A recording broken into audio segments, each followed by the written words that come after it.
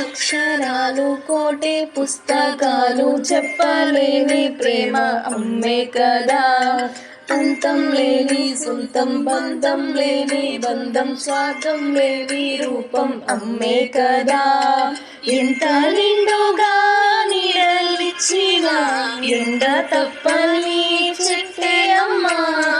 కంటి నిండుగా నీరే పొంగిన రెప్పమాయని చూపే అమ్మ. తానో స్వర్గం తానో దుర్గం అనితర సాధ్యం తన మార్గం.